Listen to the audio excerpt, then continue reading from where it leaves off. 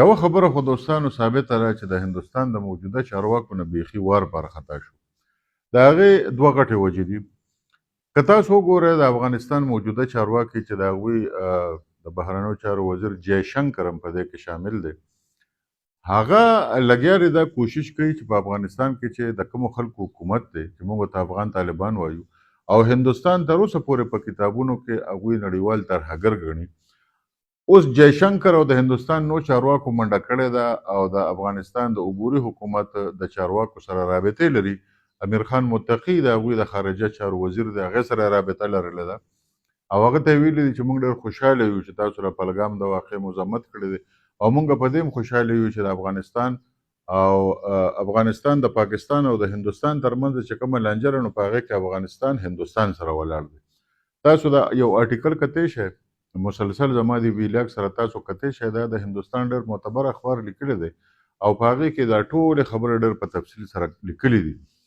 هغوی دا ویلي دي چې دا د هندوستان بالکل لکه یو دوغله پالیسي ده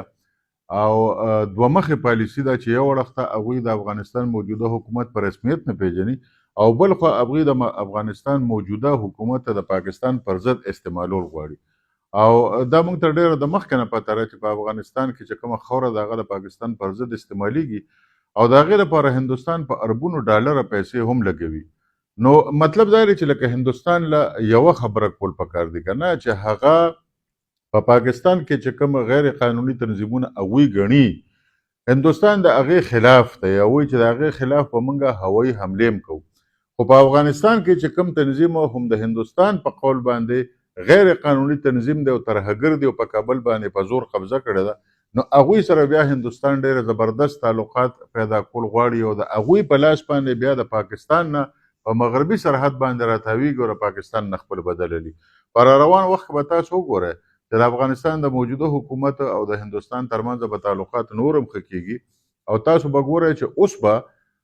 هندوستان که نیغ په نیغه حمله په پاکستان نشي کولی نو د مغربي سرحد له لوري به په پاکستان کې چې هر قسمه ترهګري د هغوی د وسه کېږي به زیاتۍ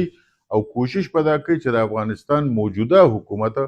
دا بلیک میل کړي او دا د پاکستان پر ضد باندې استعمال کړي. نو دا ډېره خطرناکه خبره ده او پاکستاني چارواکو له هم پکار دی او بلکې نړیوالې ټولنې له هم پکار دي چې په دې خبره باندې سوچ وکړي چې یا خو د افغانستان موجوده حکومت ټول خلک په رسمیت وپېژني او یا که ټول خلک دا وایي چې دا د اقوام متحده له لوري ترهګر ګرځول شوي دي او تر اوسه پورې نړیوال ترهګر دی او هندوستان هم په رسمیت نه پیژني، پاکستان هم نه پیژني، ملګري ملتونه هم نه پیژني، نو بیا د افغانستان د موجوده حکومت د داسې نړیوالو ترهګرو سره د دونه ښکاره تعلقات د څه دپاره دي او د هندوستان پالیسي آیا صرف دا ده چې د پاکستان ترهګر به ورته ترهګر ښکاري او د افغانستان ترهګر ورته ترهګر نه ښکاري؟ نو دا لږ د سوچ خبره ده او په دې باندې ډیبیټ پکار دی، په دې باندې کنزل وینا نه دي پکار، ډیبیټ پکار دی چې د هندوستان خارجه پالیسي په کوم ځای کې ولاړه ده او آیا هغوی نه اوس ټوله دنیا پاتې شوه او هغوی صرف افغان طالبانو ته کېناستل چې د هغوی حکومت څوک په رسمیت هم نه پیژني. نو لهذا د دې دا مطلب دی چې هندوستان په سفارتي توګه په دنیا کې بیخي یوازې شوی دی.